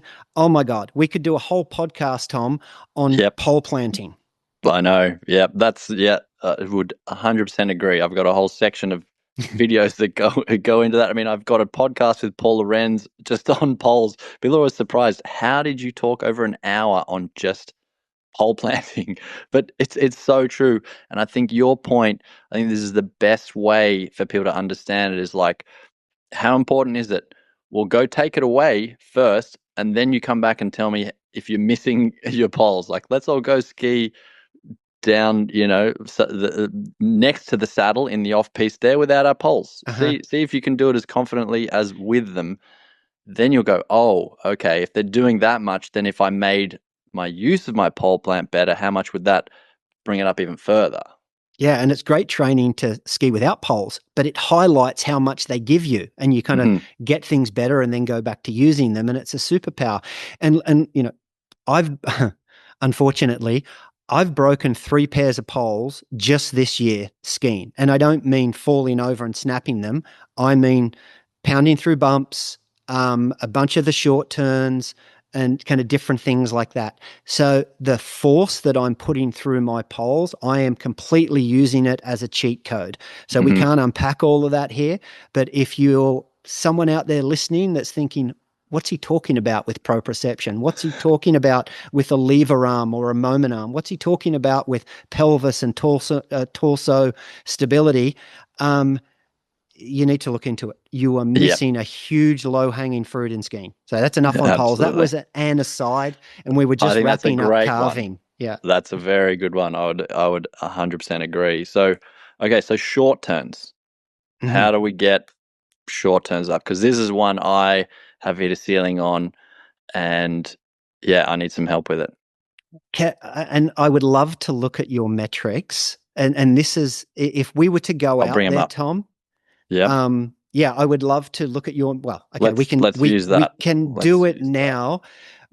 But yeah, I would, in a coaching sense, we would do turns. I would use my eye, and then I would confirm from the metric of what's actually going on, and then we would pick, the two biggest, Okay, let's go through. This is great. Let's use this as a use case. Okay. So, tell me. Go to your highest I've got it. short turns. Got my highest. Yep, it's a 155. Okay, so here I'm going to tell you. I bet you are not up at. I can guarantee you. Now, this would be funny if you call me out here. God, I'm putting myself out there. You do not have a lot. You're not over 3 Gs. You're not at 2.4. 3.2. There you go. 2.4. And you're probably not at 100% edge sim. Nope, 85. Yeah. So right there, you have leaked a huge amount. So you need to 2.4. Yep. Yeah. So you know what I would do? I would actually just make this super simple. I would go back and do with you what I did. And I would just working on you accelerating your feet at the end of the turn by pulling or whipping your feet across and under you. So we would go, I've jumped right to a movement pattern there because I've already established a few things that you're missing in your metrics to drive your ski IQ. Predominantly there is G-force. So we can get more lateral acceleration from you just in the exact turn you're doing, just by pulling or accelerating your feet across through the arc. Just like trying to help it. They're already going, but like make them move faster. Totally. And yeah, Make and them, that, yep. and I work with, I have a concept in great skiers. There's three things I always ski, and I'll try not to make this another aside. One is organized tension, and that's just my word for making sure we are quite strong through the whole kinetic chain, and we have to be almost stiff. In fact, in biomechanics, they call it stiffness, where, you need ankle tension and you need quite a bit of tension in your core so you can be precise at the ski. The other thing there is foot placement, moving your foot around or your feet around, predominantly the outside ski, to get the force where you want it or to align against the force. And the third thing is how we go from one turn to the next, and that's transitions. And we want to have momentum and flow. So the whole thing is, force and balance. But coming back to you with that foot placement, you can get more out of your lateral acceleration or your G-force quite easily at the same speed that you're going down the hill, and almost at exactly the same tempo, just by moving your feet across you quickly at the end of the turn. You need to make them grip and bite at the end of the turn. Now, a lot of people coach this movement by, I want you to push the foot ahead, or sometimes you hear pull the inside foot back. I'm quite against pushing that outside ski forward. It puts people in the back seat and they lose connection with the forebody of the ski. We don't want to push the ski away from us. We want to pull it through the arc, and that pulling it through the arc or accelerating it through the arc at the end of your short turn will do what you need to do. Now, what's going to happen is it's going to bite and you're going to throw the beer can because it's going to accelerate across the hill. What you're going to then have to learn to do is some pressure management with your timing, but all of a sudden you will jump 3 or 4 points in one go because your lateral acceleration or your G-force in shorts is 2 times anything else other than edge similarity. Yeah. Okay. Yeah. Okay. Awesome. Yeah, there's a couple. I looked at it because you can look at, how you can click on G-force and then see, so there was like 45 turns or something, and there's some in there where I'm hitting 3 Gs.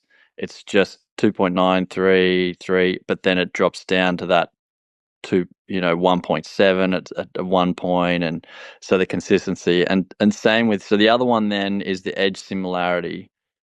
And this one is like sometimes it hit 100 and then it's down to like 75, and then it's like 82, 90, 100, and then 60, and And this is just my opinion, and this opinion will actually play against me because I have very good edge sim. Nice. Yeah. The edge sim, in my opinion, is too sensitive. There is a huge drop-off in points because I run it through my model, even between 100% and 98, and then 96, and then 94. Like, Wow. huge points, like 3 or 4 points per point, which obviously I just got your 180 short turn here. I mean, look, there's just 100. Like, there's not a single drop. Like, that's incredible. Yeah, you're cherry picking my best one though. So yeah. So you were obviously stoked when that happened, but there was hundreds of attempts of turns. Yes. Okay. Yeah. Totally. Yeah. And listen, my highest score in short turns do not feel like my best turns at all. And it's because, take a racer, they are at the edge of their limit to win that race. I'm at the edge of my limit with G-force, trying to crank it. Yeah, yep. Exactly. Yeah, so, I've just got your G-force here on this one so people can see. So you can click into it. So there's a 3.9, but then there's just like 3.1, 3.5, 3.8, 2.7, 3.9, 3, and because it takes you 10. 1, 2, 3, 4. Yeah, it's 5, a median, 6, 7, 8 over 8 turns. And yeah, 8 turns, that one I actually is a little bit lower on my I excelled at other metrics because I have a couple of other short turns runs at 180, but it will only show you that. And that is the lower, that one you're looking at is my lowest G-force run of all of my 180s. I think Got it. the one that I'm most impressed with myself was, 3.6 G on average. So it's Wow. right up at I think it tops out at 4G. But there's consequence to that as well. Like that's very, that's hard on your back. It's hard on your pelvis. That over and over and over. It's like, again, back to ski racing. Michaela Schifrin doesn't go out and run 50 slalom training runs in a row at high Yeah. intensity. It's too hard on the body and it diminishing returns after 4 or 5, right? So same there. That's where deliberate practice sometimes isn't all that fun, but man, Yeah. you can get results. But anyway, Yes. back to the short turns and using you as the use case. Yeah, and I called it even at your Ski IQ, the metrics, G-force and edge sim that we would work on, and the movement, because I've seen you ski obviously, is I would just get you to accelerate your feet across and under you at the end of the turn, and it would be more of a cross under move because Yep. as you're decoupling your upper body and your lower body right at the hips. So as the skis and feet and legs continue to accelerate across the turn, you're moving your pelvis and your torso into the new turn. Does that make sense? So I got a question there Yeah. then, because I guess the style of short turn I've been having fun with and playing is a little bit more dolphin-y. Mm-hmm. And am I kind of going to punish myself there because I am trying to kind of rebound a little bit in the air for playfulness? Like, we both appreciate Benny Walk's turns. Yeah. Is that going to score high or not? No. No. Yes. You'll certainly get into mid 160s with that type of turn, but because I'll exaggerate a little bit. You're doing quite a bit of a dolphin move to start with, that big float at the start of the turn. You're going to dilute or bleed edge sim in there because of it, if that makes sense. Right. Now, it's super That's fun the main to one do that's going to those probably turns. affect. It's not that I'm also going to, because I'm using energy to kind of get up, I'm not going to have that energy to also get G-force across. It's probably more that I might, because I'm not on the snow, my feet might start now doing different things and it'll Yeah, punish me and on that. here's back to the center line, or the base representation, if we use that, of the short turn.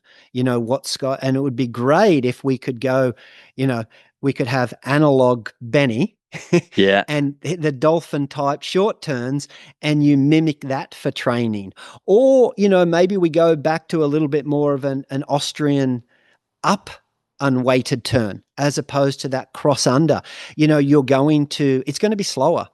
For your hips to come up and over, it's actually slower than moving your hips straight across the back of your skis as you're entering the new turn and you're flipping, this is an interesting point and maybe a little bit too precise on the movement, but as you're finishing your turn, you're still allowing your, skis and boots and legs to continue on the previous turn, as you're starting to move into your new turn, but at the same time, you're de-edging your feet and skis, if that makes sense. So you're moving your Yes. pelvis across your skis, but you're still continuing to make them skis turn in the old turn, but with lower, and because your skis are moving across the back of your skis, you've got a bit more bend in your knee and hip. You can actually get a bit of lower leg turning in there, and it flattens the ski and runs it onto the new set of edges.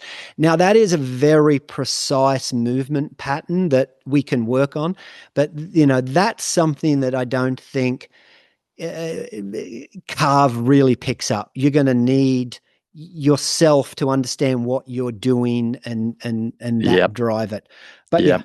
I anyway, guess that was back a to little your bit too into the mechanics. Ed Cambridge as well, sort of like, do you have to weigh up like how well have I slept? Am I going to have the energy, like the ability to pump out these turns? Because that different style turn where there's maybe more up gives a chance for you to flush a bit of lactic acid and all those positives. The retraction style one, that is Totally. so Movement tiring. principle. Yeah. So Conservation tiring. of energy. Conservation of Yeah. energy. Exactly. Yeah. Yep. So I'm gonna finish on that. There's my excuse for the 155 is I was conserving my energy for the day and just trying to go for as much performance without Yeah. knackering myself. Tom, I have no doubt, knowing you and have skied with you and watching your skiing, in 2 days, we would have you into the 160s, no problem. Well into the Awesome. 160s on your short turns. It Sweet. is really just that feedback loop, and Do you you're know what? quite analytical and movement. That's my goal. I'm going to text you with a screenshot this season in Australia when that day happens because now you've set me a challenge.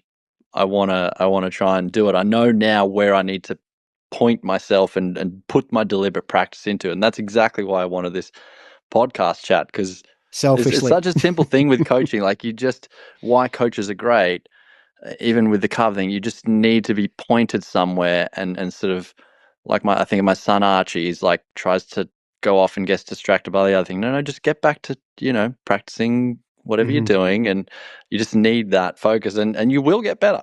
You will Hmm. get better. Yeah, and just back on the carve thing, use it as that instrument panel, So it's the instrument panel, it's not the pilot. You go to a doctor and he does the diagnosis, but he takes your blood pressure and your blood work and your heart Mhm. rate as these Metrics. properties, metrics, exactly, Yeah. to come up with that diagnosis. So it's no different in exactly what we're doing. Yeah. Yeah. Mhm. Okay, cool. Any other ones you'd say, any like tip then with the short turns, how carve ski IQ on short turns is currently going at? So say I worked on G-force and I'm getting bucked around, but I'm kind of controlling it a bit better. Where would I go to next? Is it the edge sim, you said? Yeah, and so this is an interesting one here to a certain degree, and in my short turns, and this is just an N of one again, but we're having the chat, and it's meaningful to me because that's you work with yourself with the metrics. Same within carve turns. I ended up popping my carve turns up a little bit by narrowing my corridor. Um, and upping my tempo a little bit. And Carve Okay. doesn't reward that for a one-to-one. But by doing that, I was driving a little bit more G-force because I was hitting the turn a little bit faster. Does that make sense? I was That getting makes into sense. my new turn. So, So I'm just going to look up that for people for context. So we got tempo at 83 turns per minute. oh, and that's great. This is another amazing realization for me. And Russ Wood, we used to we played a bunch of games with Carve where he would send me a video of someone, and it would be an instructor, of course, instructor training one of the courses, and says, pick the ski IQ. And without getting a long story, we would get very good, accurate enough that we were within two or Wow. three max. Either way, no matter what the skier. The same way is I can now pick a skier's tempo only because I've had this tool and I've been training it within two or three. And that's incredible where we come from a world of having really no idea what our tempo is. When we go down, Mm-hmm. go, I want you to have kind of like a World Cup slalom. It's a little quicker than a gate a second, but that's 60 turns per minute.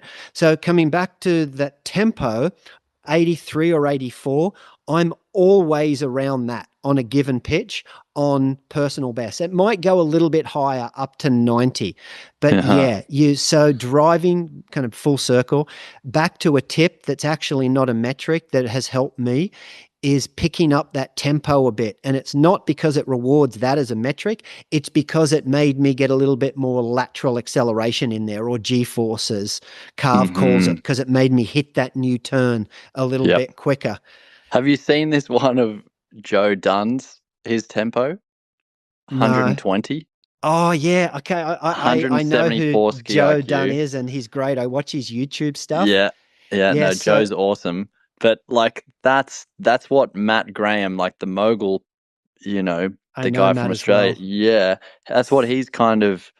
Well, that's what he would say is probably slower to medium for him in the bumps. But Uh-huh. that's like boom, boom, boom, boom, boom, boom, So boom, boom. bring up my bump run on there, and because I can't remember. So in moguls, tempo is king. Tempo, weight release, G-force, and edge sim, but tempo is king. And I found it hard to get my tempo up with Whistler moguls without being able to jump in a real mogul line, like a zipper line, Yes, like a exactly. Yeah, that's right. and I had the opportunity very late in the season to quickly jump in one, and it was one run, and it was my best run of the season. And I think I was at 120 or 130 turns per minute in there. Let's see And now there. you can call me out on that.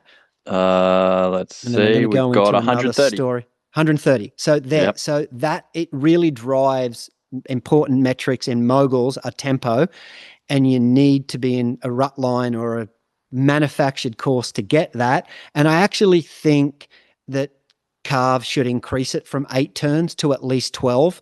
Too many people can bluff their way through Yes. 8 turns and they're And then getting blow bounced out. out and then blow Yep. out. Like we want, I think, on a carving turn, you take up a lot of the hill, but a short turn or moguls, I think they should push it to 12 turns. So another funny story. And Can you I already just mentioned, tell you, you know what? So Matt Graham, so Olympian level, yeah. mogul Gold medal. Yeah. Yep. Guess his turn tempo. But this was 170, 180. very close. 169. That was it. Okay. I saw him. I 170. was there.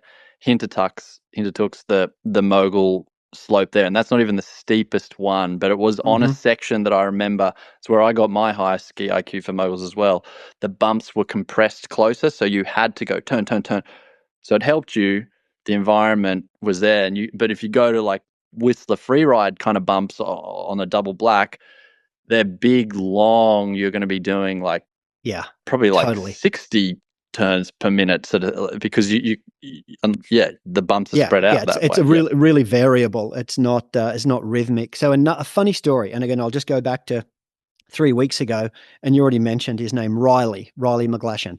So he was one of the coaches here, and we were doing some skiing together. And this is a fun story because it shows the fun in skiing. We're up there kind of training early one morning before we're meeting the groups. And basically we're talking about boot skiing, and we both do that. We both like that. And I don't know if you boot ski or people out there, but it's great fun. So we got to the top of the Jersey Cream lift, and he had, Nina there, and asked Nina to take his skis so he could boot ski all the way back. It wasn't that far, but back to the restaurant. And I was kind of feeling left out. But fortunately, one of the guys on the chairlift, Paul, took my skis. So Riley and I boot skied down to the restaurant. My point is that, that is where CARV thinks we were doing short turns, if that makes sense, because our feet were.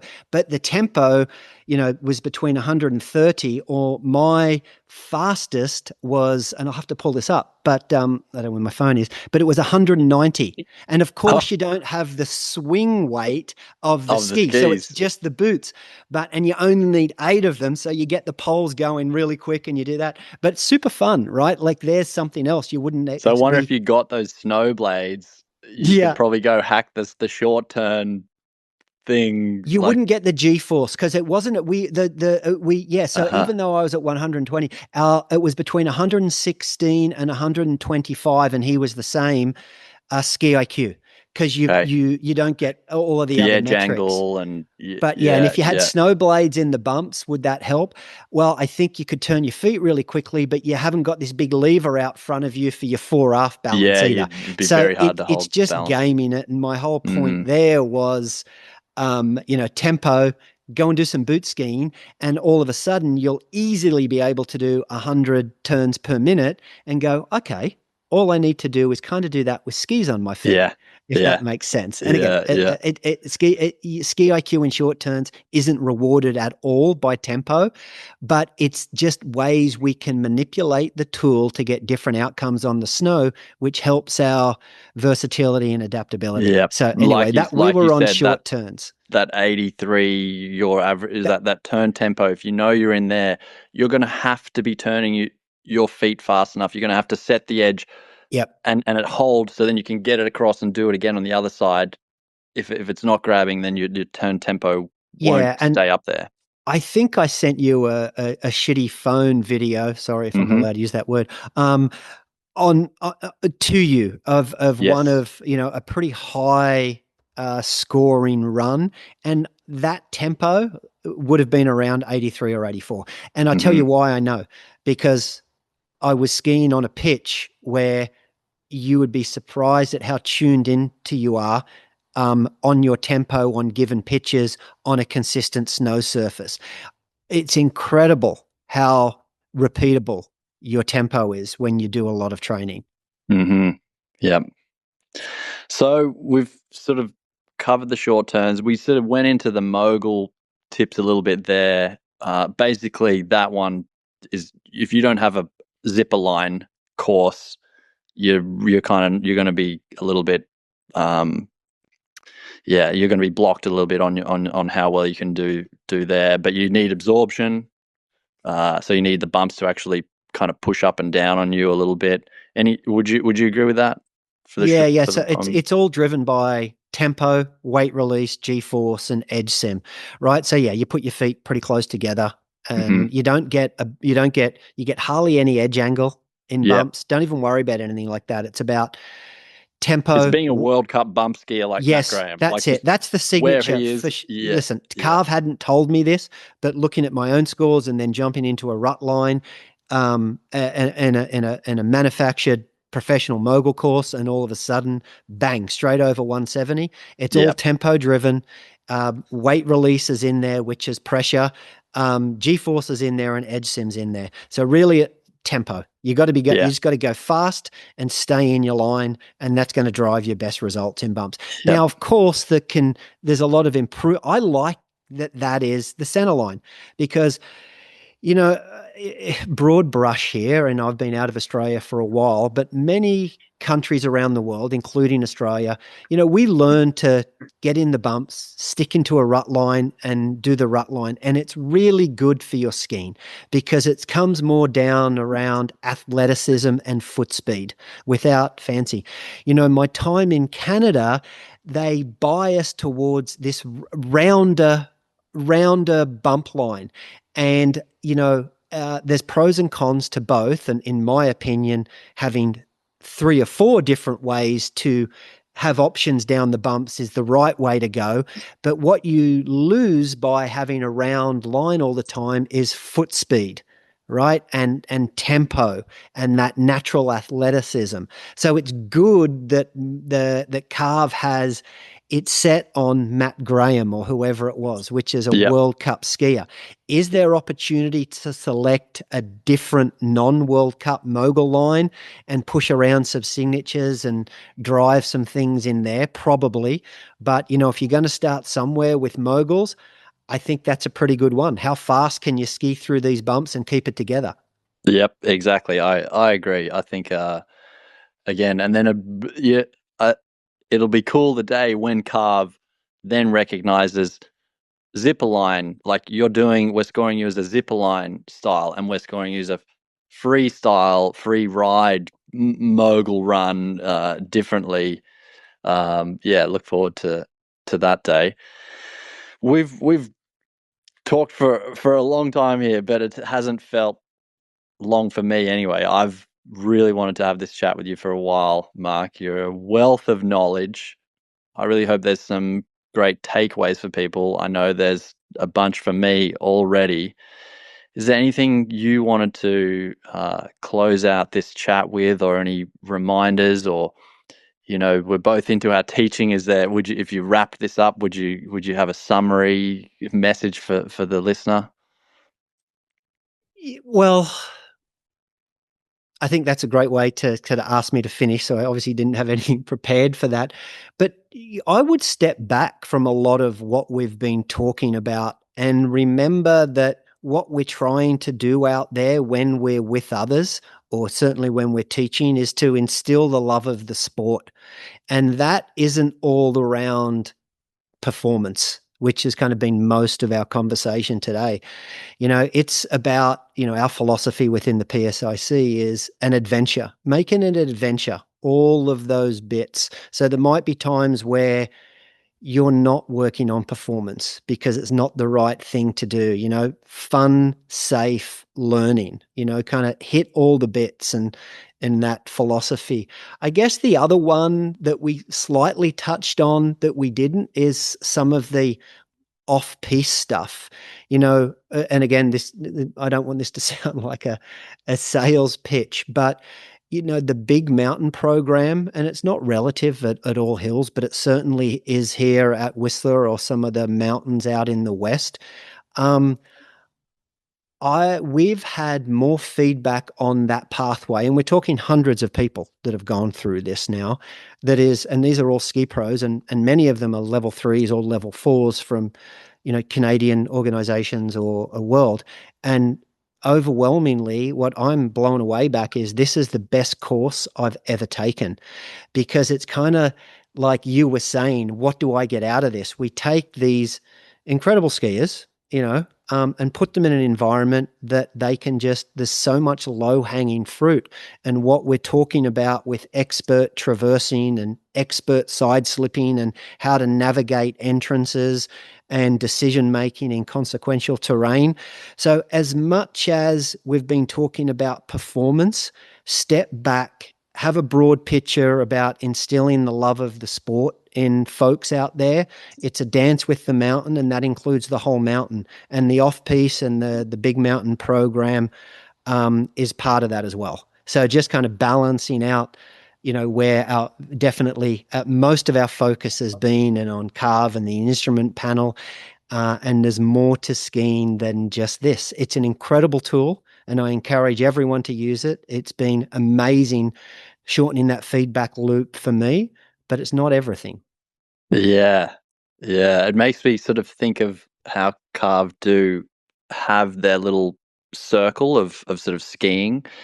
And, you've got your short turn, your moguls, your powder, your parallel, all these different sort of turn types in there. It's like that, but you should also kind of probably then as another piece of the pie, which is, a percentage of your ski season that is just pure fun, that is like, I don't know, social aspect. Are you doing it for that? Because humans just need all these different parts, I think, to really be totally happy and fulfilled. I'm getting a bit esoteric here, but I see where you're coming from. And I guess the good message is here, there's a lot of people that get into CARV and get narrowly focused, and that's all they're worried about is next year I need to get out of 149, I need to crack 150 to be happy. Mm-hmm. When, there's skiing, if we go back before all that, it was all about enjoying the mountains and and just to flip back and forwards, the joy and enthusiasm in people's voice when you've just worked with them and they go, "That's my best ski IQ ever," is amazing. So I'm not taking away from that at all. And I think on CARV, a huge amount of low-hanging fruit with CARV is to help some of that community aspects of the app. I know not this season, but the season before, I spent quite a bit of time in Europe and Switzerland, and I would actually, try and meet up with some of the high ski IQ skiers on that mountain, Zermatt, Chavinya, etc. And I couldn't find them. There was no way in the app that could, sure, permission-based, but help me spend time in a community with similar likes, or help me navigate that mountain, or find those runs where those skiers were getting it. Now, listen, I tracked them down because of the ski world's small, and, I know you and you know that. And so that certainly helped. But I think that community aspect of driving CARV, of people helping support people, they can really help with that as well. Yeah, nice. That's a great way to cap off the segment here. I would totally agree. And I'm pretty sure they're working. That's a big focus for them as well. Yeah, Mark, just really appreciate your time, expertise, and the way you explain things. It's very, you can tell you really think about it before you sort of spit it out. So I appreciate that, because the listeners, I want them to have a great experience of how they get this information passed on. So thank you for that. And mate, hopefully we get to ski. We've never skied together. We've met in Whistler briefly, but yeah, I'm looking forward to the day we get to go ski, and I can go, yeah, check out 170 something on ski IQ. Well, thank you for having me, Tom. It's been a pleasure, and I'm a ski nerd, and I love talking about skiing. And if anyone's coming to Whistler, get a hold of me. I love skiing with people and new people. So, yeah, Excellent. thank you.